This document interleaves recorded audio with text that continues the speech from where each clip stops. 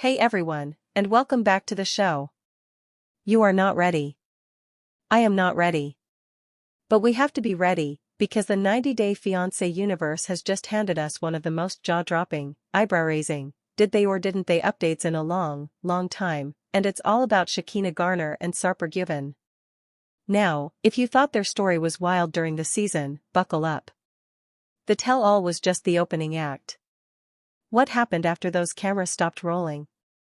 What happened after those brutal confessions, the tears, the accusations? Did they crumble? Did they walk away? Or did they, against all odds and maybe all reason, find a way to make it work? That's exactly what we're diving into today. For the next, well, as long as it takes, we are pulling back the curtain on Shekinah and Sarper's massive, post-tell-all relationship update. This is a deep dive, a complete analysis, a breakdown of every hint, every post, every interview, and every little clue they've dropped since that explosive finale.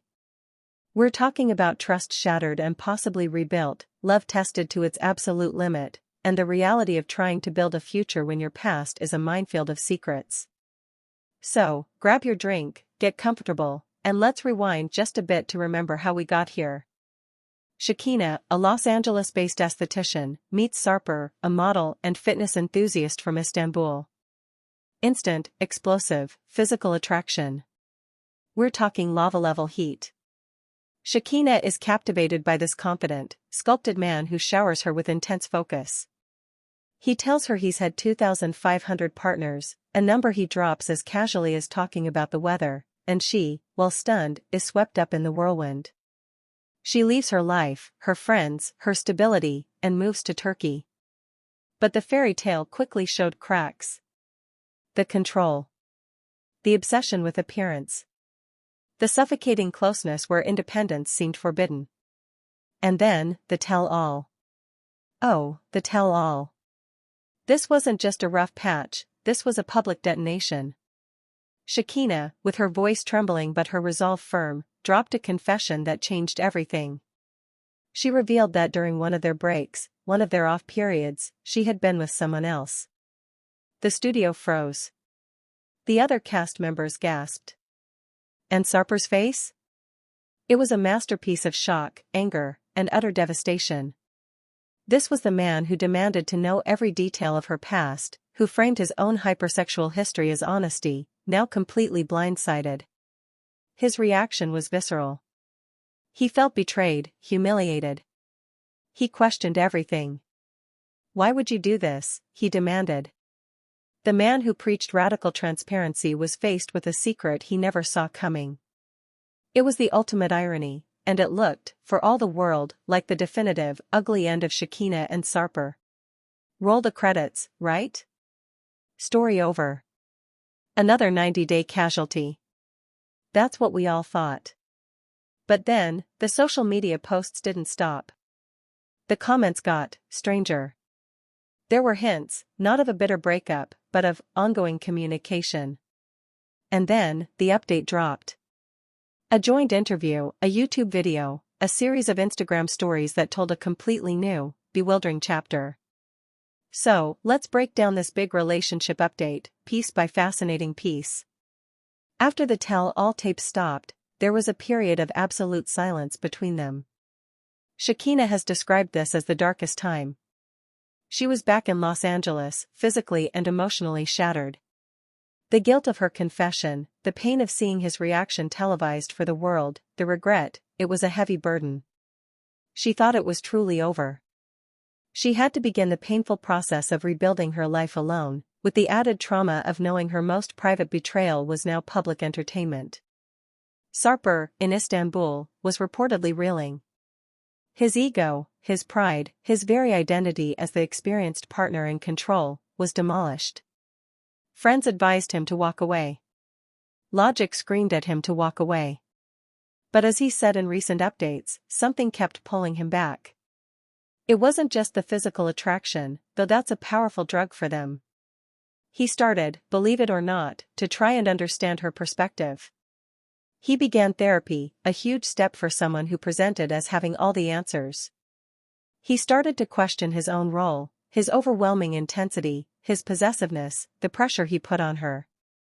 Was her secret, in part, a reaction to feeling trapped? This period of reflection is the most crucial, and honestly, the most surprising part of their story. They didn't jump on a plane. They didn't have a dramatic reunion. It started, of all things, with text messages. A simple "how are you?" A check-in. These were not love letters. They were peace feelers. Shekinah says these conversations were different. They were less about passion and more about pain. They began to talk about the tell-all, not just rehash the argument. They discussed how it felt to watch it back, the editing, the comments from fans. This shared experience of being vilified and analyzed created a bizarre new common ground. Sarper, in his updates, has admitted that hearing her explain her mindset during that break was key.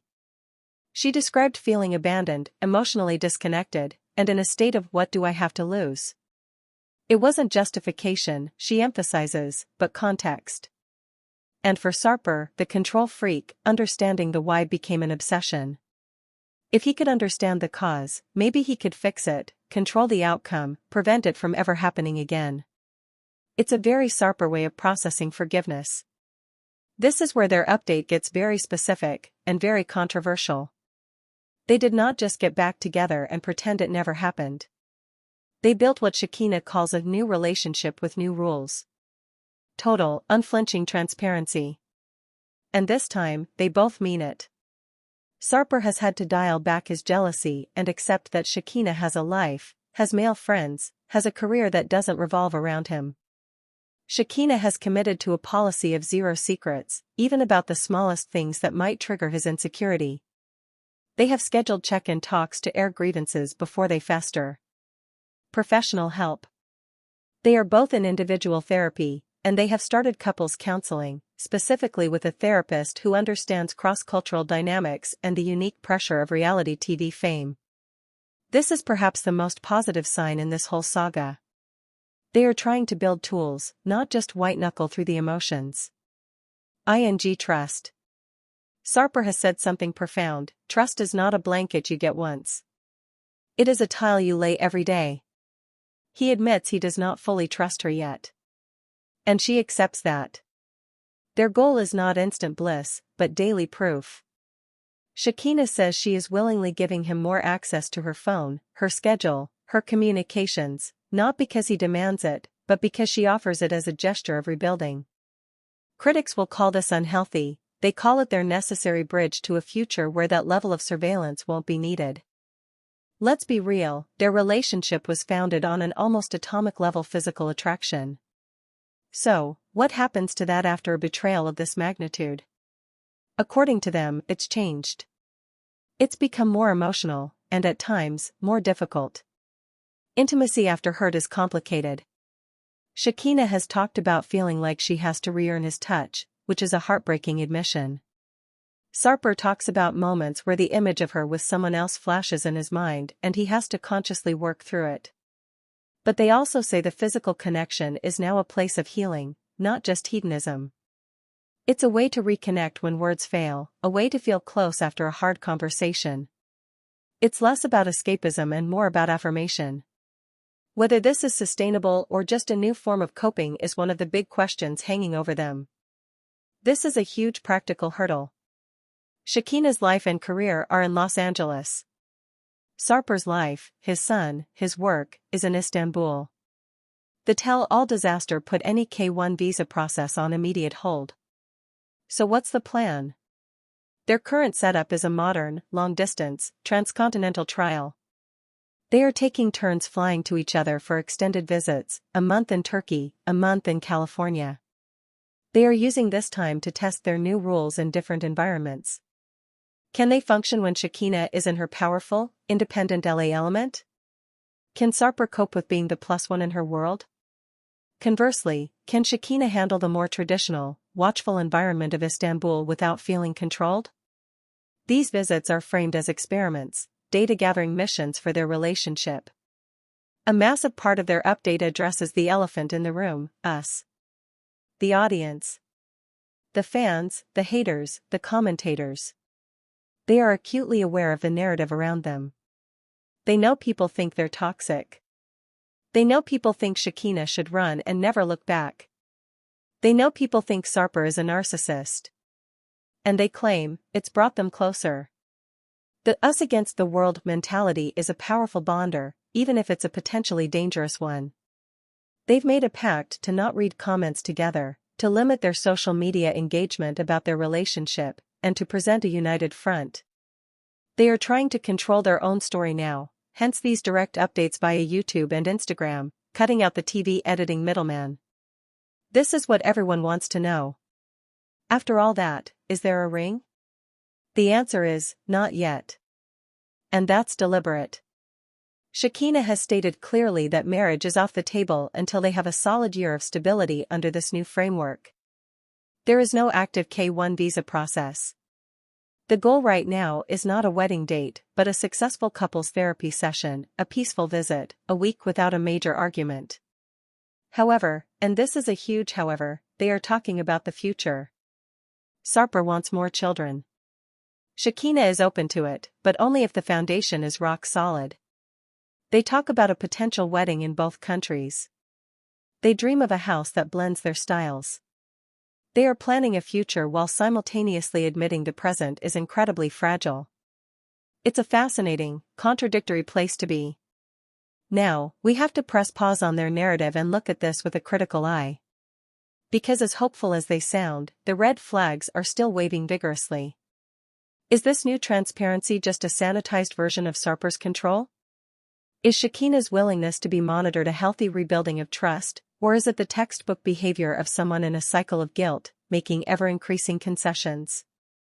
Can a relationship born in such an intense, obsessive fire really settle into a calm, healthy partnership? Or are they simply trauma-bonded? Therapy is a great sign, but it's also a tool. It only works if both people are truly committed to change, not just to winning. Is Sarper in therapy to become a better partner, or to become better at managing his partner? Is Shekinah building true self-worth, or just learning to better navigate Sarper's triggers? And let's not forget the 2500. Sarper's past hasn't changed. His fundamental views on sex and relationships, while he's working on them, are deeply ingrained. Can he truly move to a place of mature, mutual trust, or will he always see relationships as a power dynamic? So, where does that leave us? Shekinah and Sarper's big relationship update isn't a fairy tale ending. It's not a final breakup. It's something far more compelling. It's a document of a living experiment. They are two flawed, complicated people who inflicted deep wounds on each other, in the most public way imaginable, and are now attempting a surgical repair. They are using therapy, strict rules, and a painful level of honesty to try and build something new from the rubble of their old relationship. Whether they succeed is one of the most open questions in the 90-day universe. The odds are against them. History, psychology, and the opinions of millions of fans are against them. But they are still trying. Their story is no longer about whether love conquers all. It's a test case for whether self-awareness, professional help, and sheer stubborn will can rewrite a destiny that seemed sealed on a tell-all stage.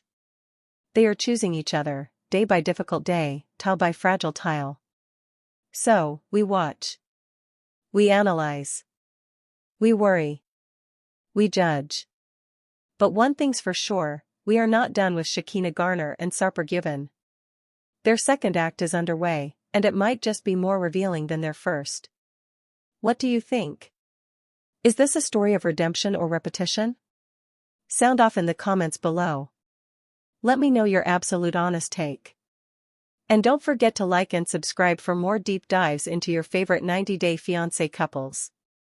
Until next time, keep the faith, or maybe, keep the skepticism. Either way, I'll see you right here.